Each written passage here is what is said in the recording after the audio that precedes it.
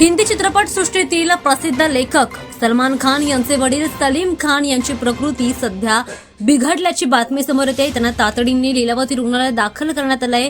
लीलावती रुग्णालयात त्यांच्यावर उपचार सुरू आहेत। वडिलांच्या तब्येतीची माहिती मिळताच सलमान खान रुग्णालयात दाखल झाले। तर त्यांच्या बिघडत्या प्रकृतीमुळे चाहत्यांमध्ये आता मोठी चिंता व्यक्त केली जाते। सोशल मीडियावर बरेच चर्चा याबद्दल होत आहेत। दरम्यान त्यांच्या चांगल्या आरोग्यासाठी आता चाहते प्रार्थना देखील करतात।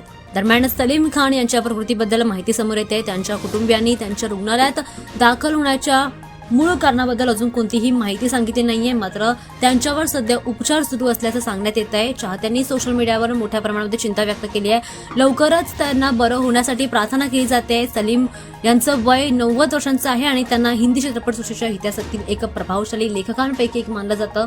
दरम्यान सलमान खान यांचा एक व्हिडिओ सध्या व्हायरल होतोय, ज्यामध्ये त्यांच्या गाडीतून वडिलांना भेटण्यासाठी ते जात असतानाचा पाहायला मिळतंय। त्यांच्या चेहऱ्यावर मोठ्या प्रमाणात निराशा असल्याचं पाहायला मिळतंय। हा व्हिडिओ सध्या सोशल मीडियावर व्हायरल होतोय। त्यांच्या प्रकृतीबद्दल सध्या चाहत्यांकडून चिंता व्यक्त केली जाते।